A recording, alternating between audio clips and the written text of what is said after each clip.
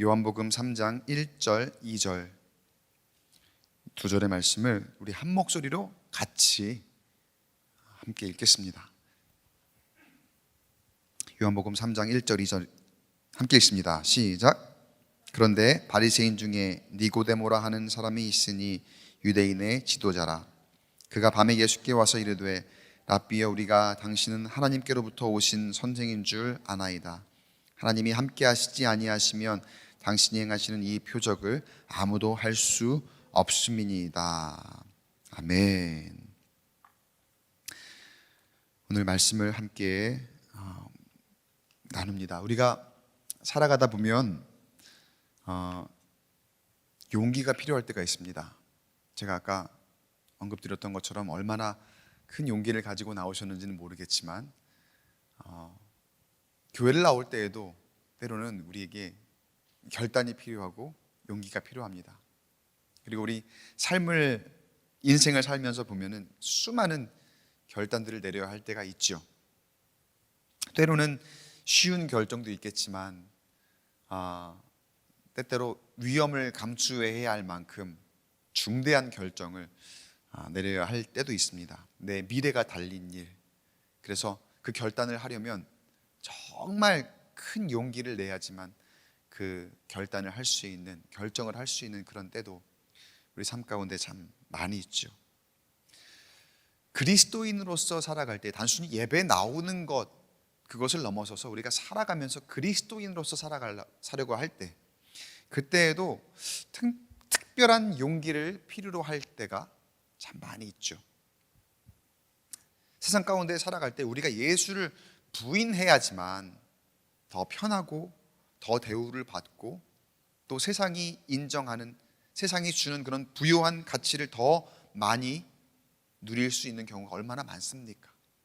내가 예수의 이름을 부인함으로써 세상이 줄 수 있는 것들을 누릴 수 있을 때가 참 많이 있습니다. 반대로 내가 예수를 부인하지 않았을 때에 나는 그리스도인이야, 나는 예수를 믿는 사람이야, 그 가치를 온전하게 붙잡고 갔을 때는 어떻습니까? 오히려 우리에게 큰 불이익이 있거나 심지어 고난이 찾아올 때도 얼마나 많이 있습니까?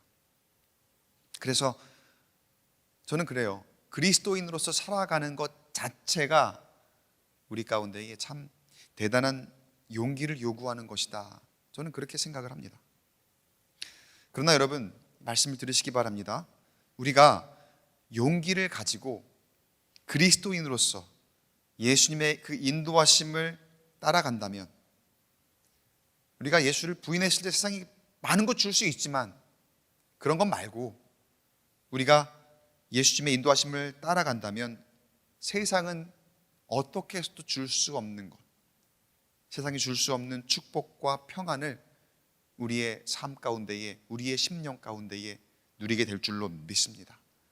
바라기는 용기 있는 만남을 통해서 예수님을 늘 우리의 마음 가운데에 모시고 살아가는 저와 여러분 되시기를 간절히 축원합니다. 오늘은 성경에서 예수님을 만나기 위해서 아주 큰 용기를 내었던 한 사람을 우리가 만나보고자 합니다. 제가 소개를 해드릴 텐데, 니고데모라고 하는 사람입니다.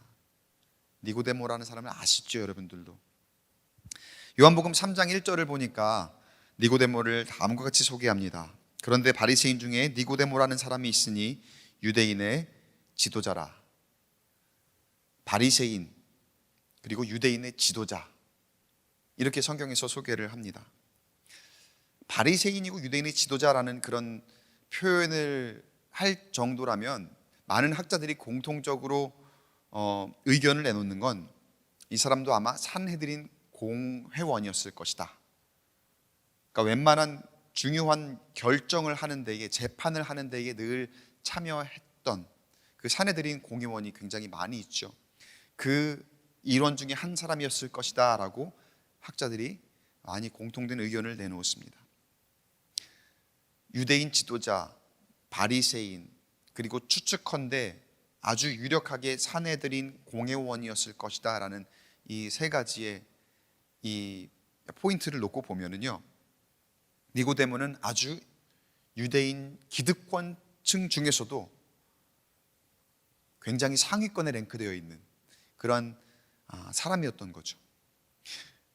보통 그런 사람들은 굉장히 부유합니다. 굉장히 부자라는 뜻이죠. 실제로 그가 이 니고데모가 성경에서 얼마나 부자였는지 알려주는 대목이 있는데요. 요한복음 19장 39절에 보면은요, 일찍이 예수께 밤에 찾아왔던 니고데모도 모략과 침향 섞은 것을 100리트라쯤 가지고 온지라. 나중에 예수님이 십자가에서 죽음을 당하시고 숨을 거두시고 이제 장례를 준비하며 장사를 지낼 때에 니고데모가 가져온 이 향품들을 이야기한 거죠. 향품들이 사람들이 일반적으로 가지고 올 수 없는 값비싼 수입품에다가 굉장히 많은 양이었다라는 것을 표현하는 거예요. 100리트라, 한 리트라가 327g 정도 된다고 하니까 32.7kg 정도, 대략 그 정도가 되는 굉장히 값비싼 이 향품을 가지고 왔다는 걸 보면서 이 사람이 굉장히 부자였구나라는 것을 우리가 알 수가 있고 유력한 사람이었다라는 걸 알 수가 있습니다. 이런 사람이 예수님을 찾아온 거예요. 니고데모라고 하는 사람이, 유대인, 바리새인, 사내들인 공회원. 근데 한 가지 주목할 점이 있습니다. 니고데모가 예수님을 찾아온 시간입니다. 언제 찾아왔습니까? 2절에 보니까 그가 밤에 예수께 왔다 이렇게 얘기합니다. 정확한 시간은 나오지 않았지만 밤에 왔다고 합니다. 여러분, 왜 밤에 왔을까요? 여기에 대해서 한번 생각해 보신 적 있으실까요? 왜 밤에 왔을까? 아니 뭐 무심코 넘어갈 수도 있는 얘기죠. 밤에 갈 수도 있죠, 목사님. 니고데모 맘 아닙니까? 낮에 가든 밤에 가든. 그런데 이 말씀을 한번 묵상해 보면요, 무심코 넘길 수 있는 대목이지만 그가 밤에 찾아온 데에는 합당한 이유가 있었을 것 같아요. 제가 방금 소개할 때 니고데모를 아주 유력한 유대인의 지도자라고 했죠. 그 당시에 바리새인들, 서기관들, 유대인 지도자들은 예수님을 굉장히 미워했습니다. 시기하고 질투했던 그런 사람들이었습니다. 왜냐하면 예수님이 나타나고 난 다음에 자신들이 상대적으로 초라해졌거든요. 많은 사람들이 자신들을 따르고 있었는데 예수님의 등장 이후로는 사람들이 예수님을 따르기 시작하더라는 거죠. 무언가 박탈감을 느끼고 있었을 때에 이 유대인 지도자들이 그러한 감정을 느끼고 있었을 때입니다. 그러니까 시기하고 질투하는 대표적인 집단이 바로 이 바리새인이자 유대인 지도자들이라는 거예요. 니고데모가 속한 그 공동체가 바로 예수님을 굉장히 미워하고 시기하고 질투하던 그런 집단이라는 거죠. 그 중에 한 명이 니고데모예요. 그런데 그 사람이 예수를 만난다? 생각해 보세요. 니고데모가 만약에 낮이 되었던 밤이 되었던 예수님을 만나러 가는 그 장면이 다른 유대인 지도자들에게, 다른 바리새인들에게, 다른 사내들인 공회원들에게 목격이 된다면 어떨까요? 굉장히 곤란한 아마 상황이 될 겁니다. 어떻게 하면 저 예수를 잡아 죽일까 하는 그런 적대시하고 있는 집단인데 그 중에 한 사람이 예수님을 만난다? 그리고 그거를 다른 사람들이 만약에 본다, 직접 이 바리새인들이나 유대인 지도자들 다른 사람들이 보지 않는다 하더라도 다른 사람들이 가져다가 저 니고데모가 예수를 만나던데? 라고 하면서 일러 바치거나 그렇게 보고를 하거나 그런 모습만 있었어도 굉장히 곤경에 처할 수 있는 그러한 상황입니다. 배신자, 범죄자, 같은 범죄자 취급하지 않았을까요? 예수님을 신성 모독한다, 예수님이 율법을 어긴다라고 하면서 그렇게 정죄하던 사람들이었는데 그 예수를 만나는 사람을 함께 범죄자 취급하고 함께 배신자라고 여기지 않았을까요? 안 그래도 요한복음 보면 여러 군데 말씀을 통해서 유대인들 중에서 예수를 믿기 시작한 사람들이 굉장히 많았다라는 그런 표현들이 등장을 합니다. 그러니까 바리새인들, 서기관들, 유대인 지도자들이 굉장히 예민해 있는 그런 상태이거든요.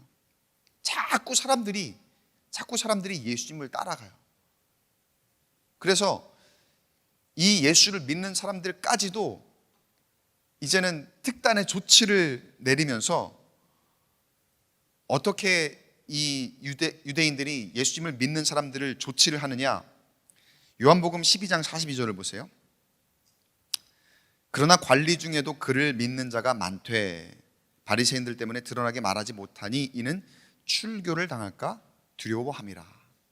일단 여기에 먼저 팩트는 뭡니까? 성경에서 말하는 그 당시에 지금 시대적인 상황을 보니까 관리 중에도 예수님을 믿는 사람이 많이 나왔다, 이렇게 전제하고 있죠.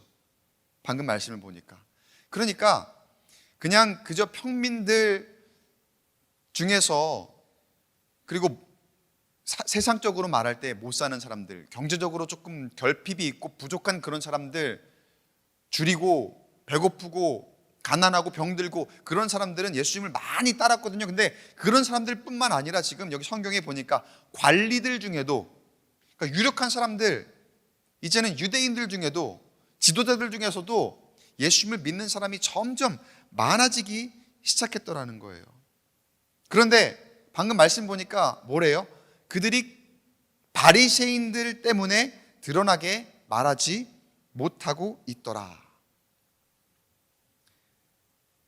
그러니까 함부로 내가 예수님을 믿습니다, 내가 예수님을 만나러 갑니다, 이렇게 벌건대낮에 드러내놓고 다닐 수 있는 그런 상황이 아니었다는 거죠. 그런 환경이 아니었다는 거죠. 니고데모도 지금 그런 마찬가지 상황인 거예요. 낮에 가다가 낮에 예수님을 만났다는 것이 보여지면 굉장히 곤란한 그런 상황인데, 한 가지 당시 시대적인 상황에 대한 이야기를 조금 더 우리가 볼 필요가 있어요. 니고데모가 예수님을 만나서 이야기를 시작할 때 이런 표현이 있습니다. 2절에 보면, 3장 2절에 맨 처음에 어떻게 시작을 하냐면요, 니고데모가 우리가라는 표현을 씁니다. 헬라어 원문에 1인칭 복수형이에요. 1인칭 복수형. 니고데모가 예수님을 만나서 자기만의 이야기를 하려고 한 게 아니라는 거예요. 아까 관리 중에도 예수님을 믿는 사람이 많이 나왔다라고 하는데, 지금 니고데모가 예수님을 찾아가서 무언가를 얘기를 할 때 우리가 하면서 운을 뗍니다. 우리가 하면서 이야기를 시작한다는 것은 지금 유대인 지도자들 중에서도 당신을 만나고자 하는 사람이 많이 있습니다. 유대인들 지도자 중에서도 예수 당신이 행하신 그런 표정, 선생님께서 행하신 표적과 그리고 여러 가지 기적과 이루신 모든 일들을 우리가 보면서 믿어지는 그런 사람들이 많이 있습니다. 그렇게 이야기를 하고 있는 거예요.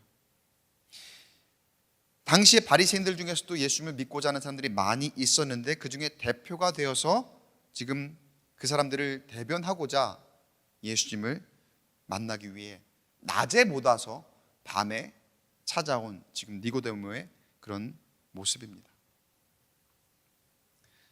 왜 낮에 왔다고? 왜 밤에 왔다고요? 낮에 오지 못하고, 아까 읽었던 그 말씀 42절에 보니까, 요한복음 12장 42절에 출교를 당할까 봐 두려워함이었더라. 여러분, 출교가 뭐길래, 지금 여기 자막에 나오는데 출교, put out of synagogue, 이 출교가 뭐길래 사람들이 당시에 그렇게 두려워하고 무서워했던 걸까요? 제가 일전에 설교 시간에 한번 출교에 대해서 언급을 한 적이 있지만 조금만 더 자세히 제가 말씀을 드릴게요. 헬라어 원문에 아포시나고고스라고 하는 단어인데, 직역하면은 방금 영어에 나왔죠. put out of synagogues, 회당에서 내쫓음. 직역하면 회당에서 내쫓는다는 얘기예요. 당시 이 유대인들에게서는, 유대인 사회에서는요, 율법을 범한 자에게 가해지는 최고의 형벌이 바로 출교입니다. 그리고 유대 사회에서 영원히 매장되었다라고 그렇게 기록을 보면은 나와 있어요. 실제로 나중에 복원된 관련 문서 중에 The Benediction Against Heretics라고, 이 기독교인들과 이단들을 대하는 그러한 이 관련된 문서가 있어요. 여기에 보면은요, 과거 유대인들이 출교 형벌을 결의할 때 근거로 썼던 이 문서에 뭐라고 써 있냐면은요, 제가 한 문장만 볼게요. 굉장히 무시무시합니다. 기독교인들과 이단들은, 그러니까 기독교인들과 이단들을 동일시했다는 거죠. 유대인 사회에서는요.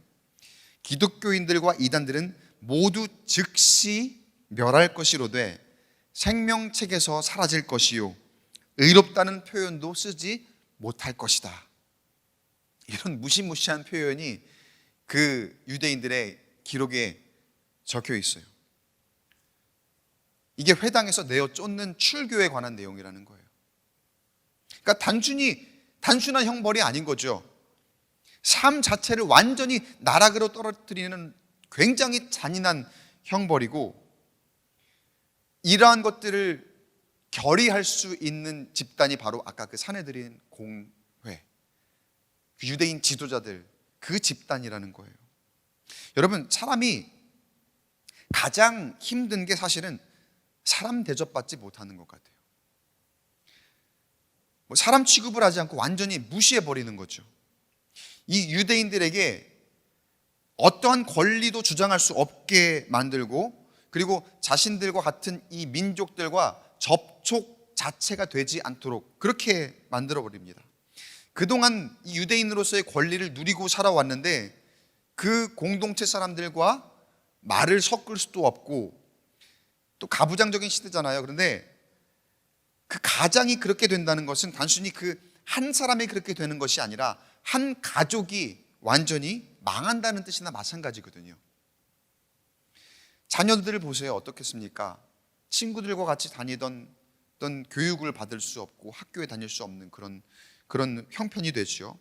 아이들이 강제로 친구들과 함께 뛰어놀고 함께 책을 읽고 공부했던 그런 환경을 잃게 되는, 정말로 사회적으로 매장당한다는 게 굉장히 무시무시한 그런 형벌입니다. 성경에도 이 출교라는 형벌이 얼만큼 무서운 것이었는지 아주 잘 보여주는 구절이 있어요. 요한복음 9장에 보면은 예수님께서 날 때부터 맹인이었던 한 사람을 치유하시고 보게 하시는 내용이 나오는데, 그날 실로암에 가서, 실로암 잘 아시죠? 많이 들어보셨죠? 실로암에 가서 씻고 나은 그날이 무슨 날이었습니까? 그날이 안식일이었던 거예요.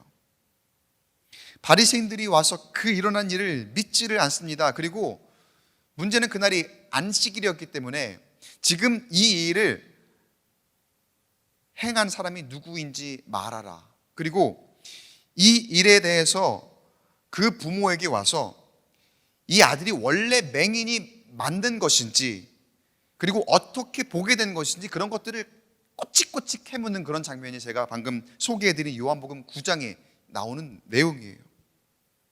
그런데 그 부모가 그 유대인들에게 뭐라고 합니까? 나는 모릅니다.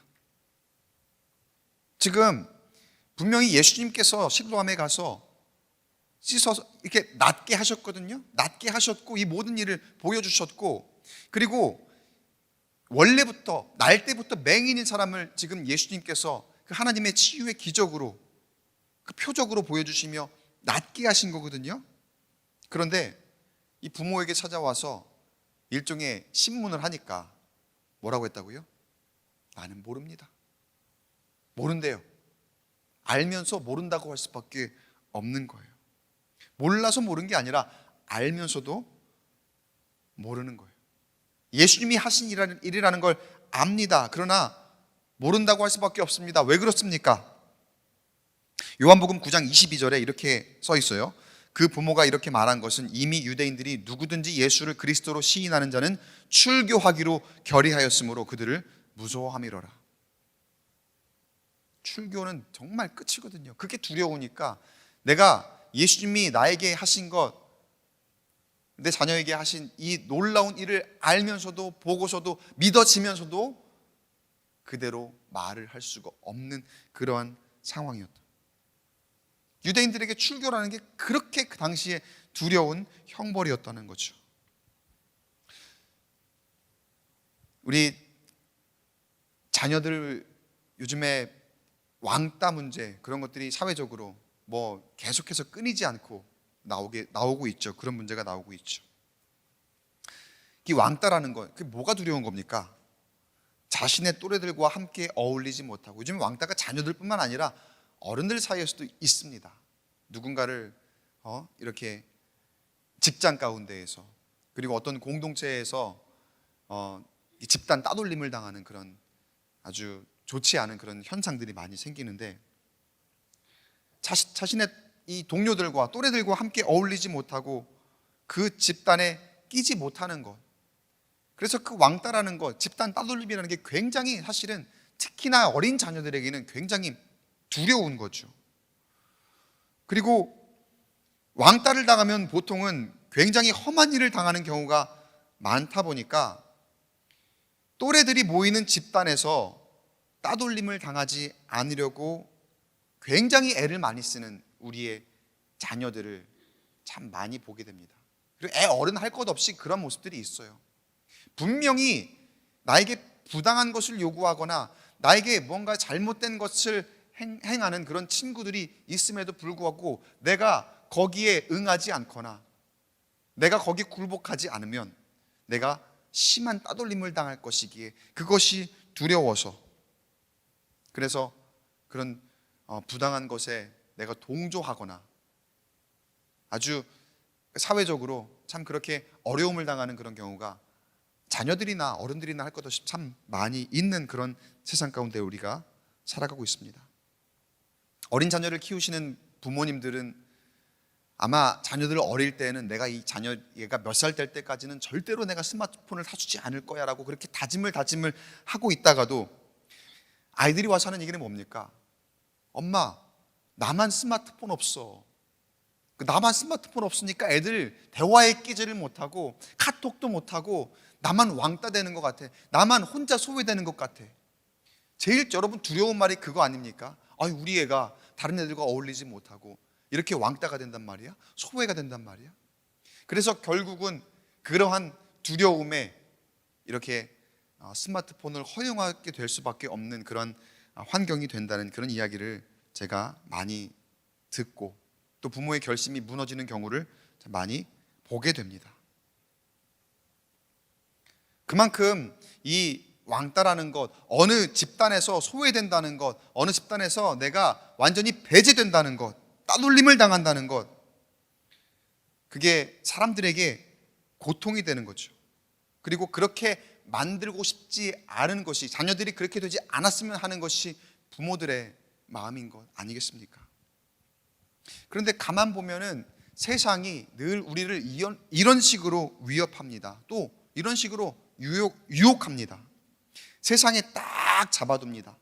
세상의 가치로 우리를 길들이고 거기에 익숙해져 있게 만들어 놓은 다음에 그 방식대로 우리를 살아가도록 일종의 아주 작은 것부터 시작해서 우리를 중독시키죠. 세상의 그 물질과 명예와 그리고 심지어 나쁜 습관, 그런 것까지도 다. 그리고 때때로 우리를 시험하죠. 여기서 나가면 죽음이다. 여기서 나가면 완전히 이 세상과는 완전히 그냥 배제될 줄 알아. 여기서 완전히 왕따 될 줄 알아. 여기서 완전히 따돌림 당할 줄 알아. 사실 우리가 세상 가운데 살아갈 수밖에 없는 사람들 아닙니까? 아무리 그리스도인들이라 해도, 아무리 우리가 예수를 믿는 사람들이라 해도 세상 가운데에, 조직 가운데에, 그런 사회 가운데에 우리가 살아가고 있는데 세상이 우리를 그런 식으로 위협하고 있더라는 거예요. 세상이 우리를 그런 식으로 너 예수 믿으면, 너 교회 나가면, 요즘에 그런 것도 있죠. 코로나인데 기업에서 교회 가기만 해봐, 인사고과, 심지어는 바로 해고될 수도 있다. 그렇게 해고될 수도 있다고 그렇게 위협하고 실제로 협박을 하는 그런 경우도 많이 있다는 것을 제가 듣습니다. 세상 방식대로 안 하면 왕따시키겠다는 거고, 세상에서 출교야. 세상에서 출교시켜버리겠다. 그런 식으로 우리를 위협하고 있더라는 거예요. 그러나 여러분, 우리 그리스도인들은 알아요. 예수 그리스도를 만나는 그곳에 참 생명이 있고, 그곳에 참 소망이 있고, 참 안정이 있다는 걸 압니다. 여러분 모두 아십니까? 니고데모도 그걸 아는 거죠. 유대인이지만, 유대인 지도자지만 그게 믿어지고 그걸 아는 거예요. 그리고 그와 함께 예수님을 믿고 있으면서 그 표적들을 함께 믿었던 아까 우리라고 표현했던 그 사람들도 그것들을 알고 있는 거예요. 여러분, 세상은 그룹 문화를 만들고 텃세를 만들고 파벌을 만들고 그렇게 예수를 핍박하고 박해하기 때문에 우리가 세상을 등지는 것은 정말 어렵습니다. 온전하게 등지는 게 얼마나 어렵습니까? 그러나 우리가 확실하게 알 것은 그 세상에는 참 생명이 없음을 반드시 기억하시기 바랍니다. 때로는 안타까운 게 이 교회 안에도 세상을 너무나도 무감각하게 따라가는 그런 모습들이 참 많이 있어요. 좋은 거면 그나마 다행인데 꼭 보면은 악습이에요. 세상이 만들어 놓은 뭐랄까요? 폭력적인 문화에서 자유롭지 못할 때가 참 많이 있어요. 그래서 교회에서도 파벌이 생기고 교회에서도 텃세가 생기고 이 사람 저 사람 뒷말이 오다가 저 사람하고 놀면 안 돼. 저 사람 조심해. 저 사람은 질이 안 좋아. 왜 사회에서, 세상에서, 어떤 직장이나 아니면 어떤 공동체 안에서 아주 쉽게 들을 수 있는 그런 말 아닙니까? 그런데 어느샌가 보니까 교회 안에서도 우리가 그러한 모습들이 참 많이 있는 것을 보게 됩니다. 심심치 않게 우리가 그런 것들을 경험하게 됩니다. 그런데 여러분, 제가 얼마 전에도 말씀드렸지요. 교회는 그리스도의 몸 된 교회입니다. 사랑하는 광교 꿈의 교회 성도 여러분, 예수님을 만난 감격이 있습니까? 예수님을 만난 그 감격 꼭 기억하시기 바랍니다.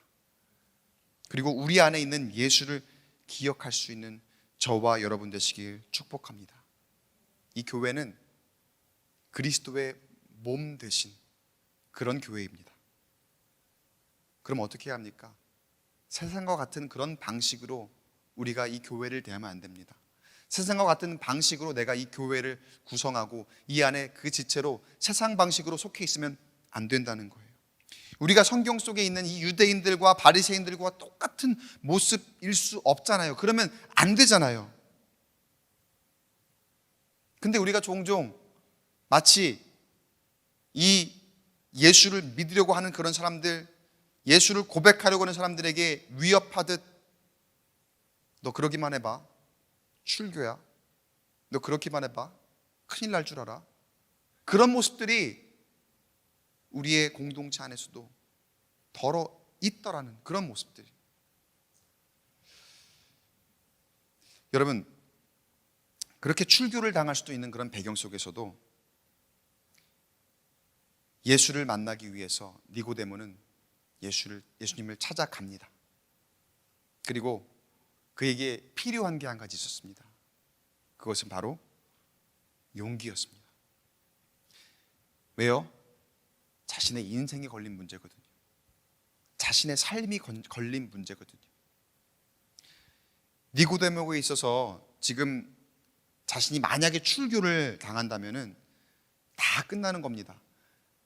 굉장히 높은 자리에 있다가 완전히 저 나락으로 떨어지는, 그야말로 자기가 살면서 상상도 못 해봤던 그러한 인생을 살아가게 되는 겁니다.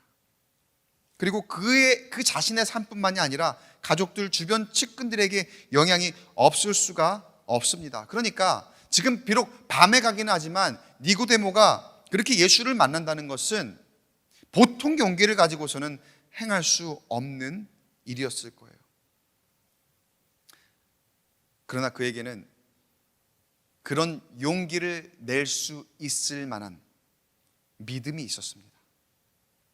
그 믿음이 있었기에 결단하여 용기를 내었고, 예수님이 행하신 표적을 보고 그리고 그의 말과 성품과 또 성령이 함께 하시고 인도하심을 느끼면서 내가 이 사람을 꼭 만나야 되겠다. 내가 이 랍비를, 이 예수님을, 이 선생님을 내가 꼭 만나야 되겠다라는 결단이 그에게 생긴 줄로 믿습니다. 내가 예수를 만남으로 인해서 출교를 당한다면 나의 인생에 고난은 닥칠 수 있겠지만 나에게 구원은 없다. 나에게 영원한 생명은 없다. 그러한 감동을 성령께서 주신 줄로 믿습니다. 이걸 깨닫고 용기를 내요. 그리고 용기를 내서 예수님을 찾아갑니다. 그러나 여전히 환한 낮에 찾아갈 그런 담대함은 없었던 것 같아요. 누구나 다 그랬을 거예요. 아마. 그런 배짱은 없었지만 그가 살아온 삶의 배경과 당시의 분위기를 고려하면 니고데모의 이 용기는요, 정말 그야말로 상상을 초월하는 그 담대함입니다. 우리가 생각할 수 없는 그런 용기입니다. 니고데모가 용기를 내어서 예수님을 만나고 그의 믿음을 예수님 앞에서 고백합니다. 요한복음 3장 2절 전체를 한번 볼게요. 그가 밤에 예수께 와서 이르되 랍비여, 우리가 당신은 하나님께로부터 오신 선생인 줄 아나이다. 하나님이 함께 하시지 아니하시면 당신이 행하시는 이 표적을 아무도 할 수 없음이니이다. 이렇게 고백합니다. 사랑하는 성도 여러분, 담대함을 가지고 여러분이 지금 지니고 계시는 그 믿음, 니고데모가 그랬던 것처럼 내가 믿음을 가지고 있다면 그 믿음을 담대하게 용기를 가지고 예수 앞에 나와 하나님 앞에 나와 고백할 수 있는 저와 여러분 되시길 주의 이름으로 축원합니다. 우리가 예수 안에 참 생명이 있고 그 안에 참 소망이 있고 참 기쁨이 있다고 믿는다면 세상의 유혹, 세상의 위협 과감하게 뿌리칠 수 있는 그런 용기를 가지게 되기를 간절히 축복합니다.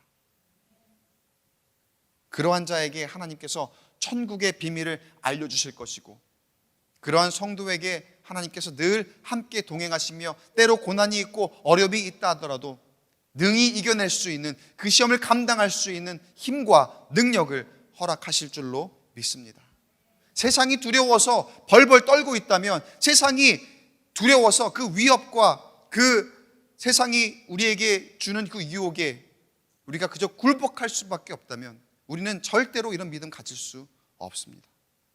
하나님 주시는 힘과 능력, 그런 것들을 우리가 경험할 수 없다는 거예요. 그러나 우리가 어려움 가운데 있음에도 주님이 나와 함께 하심을 믿고 그 안에 참 생명과 참 소망이 있음을 믿고 나아간다면, 그 믿음으로 용기를 가지고 주님 앞에 결단하며 나아간다면 하나님 주시는 참 기쁨, 그리고 큰 힘과 능력, 그것으로 세상이 감당할 수 없는 그런 심령으로 나아갈 수 있게 될 줄로 믿습니다.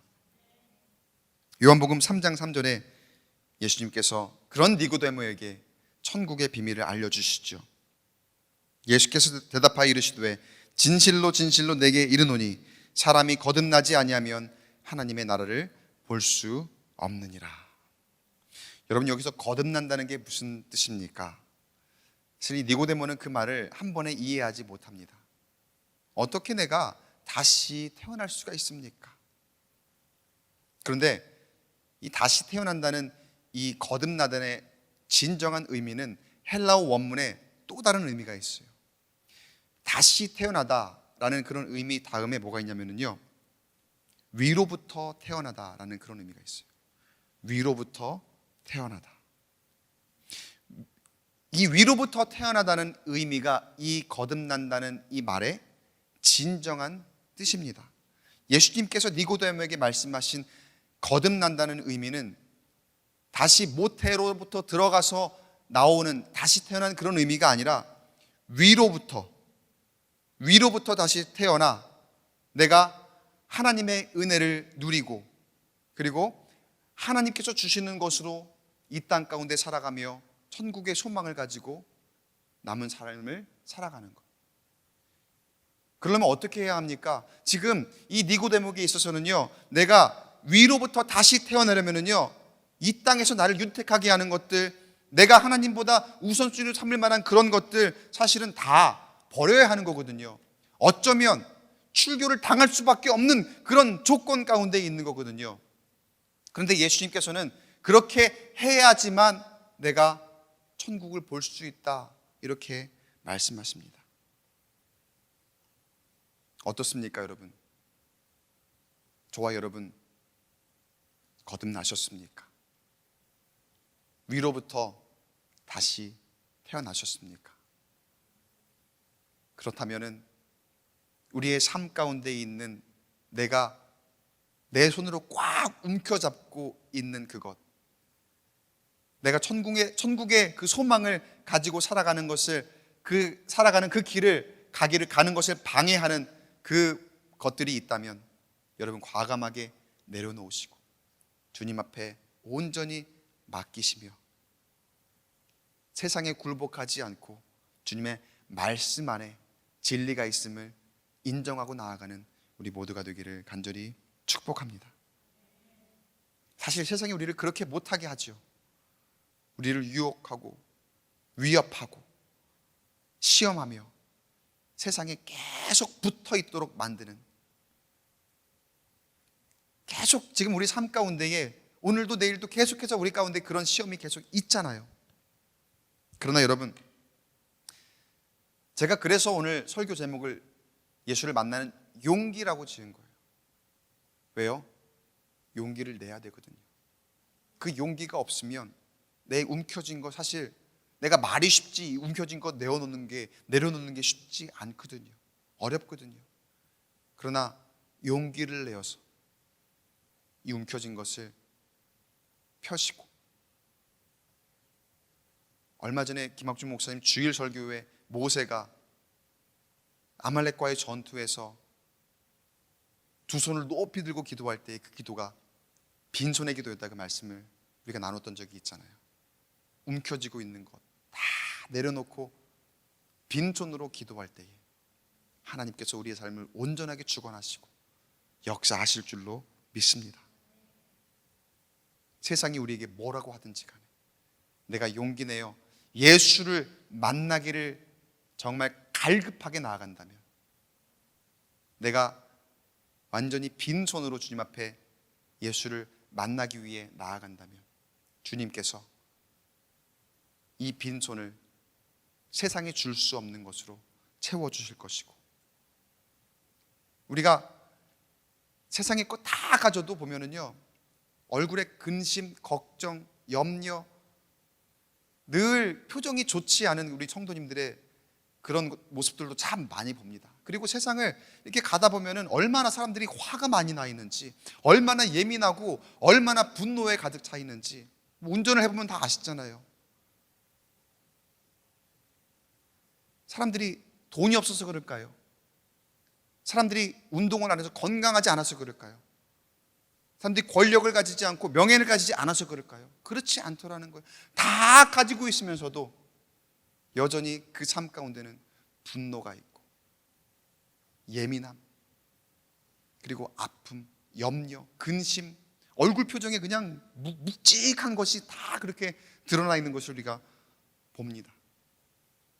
제가 안산에 있을 때 알파 코스를 좀 이렇게 저도 담당을 했었고, 또 이제 곧 광교에서도 알파를 할 텐데, 제가 알파를 굉장히 좋아해요. 왜냐하면 알파를 통해서 게스트들의 그 변하는 모습들을 보거든요. 게스트들뿐만 아니라 스태프들도 함께 이렇게 변화되는 모습들이, 그때는 10주였죠. 10주 과정 가운데 쫙 이렇게 펼쳐지는데, 제가 방금 언급드렸던 그 세상 사람들의 그 표정이 있잖아요. 근심, 염려, 분노, 짜증 가득한 표정들이 1주차 때, 알파 게스트들이 1주차 때 처음 오셨을 때 표정이 딱 그래요. 제가 뭔 죄인 된 것 같아요. 나를 쳐다보는 게 굉장히 내가 뭔가 잘못해서 내가 이 앞에 막 불려나와 있는 것 같은 그런 표정으로. 네, 여러분들은 지금 그런 표정 아닙니다, 다행히도. 그런데 1주차 표정이 그래요. 그런데 제가 왜 더 은혜를 받냐면요, 예수님을 소개하고 그리고 예수님을 점점 함께 알아가는 그런 과정 중에 3주차, 4주차, 5주차 점점 사람들이 마음을 열고 표정들이 점점 변화되고, 나중에 10주차가 되었을 때에는 이 사람들이 이제 가기를 싫어해요. 집에 이제 끝났습니다. 가셔야죠. 이제 집에 가라 그러는데 집에 안 가요. 더 얘기하고 싶고, 더 나누고 싶고, 더 예수님을 알고 싶고, 그러한 마음들이 그들 가운데에 있더라는 거죠. 제가 지금 알파를 예로 들어서 말씀드렸지만, 여러분, 예수님 우리가 만나게 되면은, 예수님 우리 심령 가운데 들어오면은, 우리가 예배를 통해서 하나님의 말씀을 듣게 되었을 때에 우리의 모든 것들이, 세상의 그런 무거운 짐들, 그리고 세상에 우리가 지고 있었던 그런 질고들, 고뇌와 번뇌와 그런 것들이 다 벗어지고 주님이 주시는 은혜로만 충만하게 되어 형통하게 될 줄로 믿습니다. 근데 그러려면은 뭐가 필요하다고요? 용기가 필요하다. 내가 일단은 빈손으로 만들 용기, 세상의 것들을 내려놓을 수 있는 그런 용기. 니고데모가 그랬던 것처럼 내가 출교를 당할 수 있지만 내가 그럴지언정 내 그 모든 것들을 다 내려놓을 각오를 하고 예수를 만나야 되겠다. 그렇지 않으면 나에겐 참 생명이 없고 참 소망이 없다는 그러한 마음으로, 그 용기를 가지고 예수님을 찾아갔던 니고데모와 같이 우리도 매 순간 교회에 나올 때마다, 매 순간 하나님을 찾아 예배할 때마다, 매 순간 내가 주님 앞에 기도하러 나올 때마다 그런 용기를 내시고, 그 용기를 내신 심령들에게 진심으로, 전심으로 찾아오셔서 우리를 평온케 하시고 세상에 줄 수 없는 놀라운 은혜와 축복으로 함께 하실 그 예수님을 만나 그것들을 기대하시는 저와 여러분 되시기를 주님의 이름으로 간절히 축원합니다. 니고데모에게 천국의 비밀을 알려주시죠. 우리가 너무나 잘 아시는 말씀, 한 절로 압축해 놓은 그 말씀, 이 말씀 우리 함께 읽어보겠습니다. 요한복음 3장 16절 말씀입니다. 시작. 하나님이 세상을 이처럼 사랑하사 독생자를 주셨으니 이는 그를 믿는 자마다 멸망하지 않고 영생을 얻게 하려 하심이라. 아멘. 우리가 나올 때마다 주님께서는 우리에게 그 비밀을 알려주십니다. 좋은 소식, 그 기쁜 소식, 복음이죠. 그 복음을 받아들고 그야말로 영원한 생명, 주님과 함께 동행하는 그 영생을 누리시는 우리 광교 꿈의 교회 수요예배 함께 하시는 모든 성도 여러분이 되시기를 주님의 이름으로 간절히 축복합니다. 예수를 만나야 하는 사람들은 다른 사람들이 아닙니다. 거듭남의 이야기는 다른 사람들만의 이야기가 아닙니다. 여기 예배하는 우리가 위로부터 변화되어야 할 줄로 믿습니다. 우리가 그렇게 거듭나야 할 줄로 믿습니다. 우리에게 주신 그 복음에 힘이 있습니다. 세상을 이길 능력이 있습니다. 그 놀라운 구원이 예수 안에 있습니다. 세상은 절대로 줄 수 없는 것입니다. 바라기는 우리 용기를 내어 예수를 만나고 우리의 삶이 변화되어 영원한 생명 그리고 천국을 소유하는 저와 여러분 되시길 주님의 이름으로 간절히 축원합니다.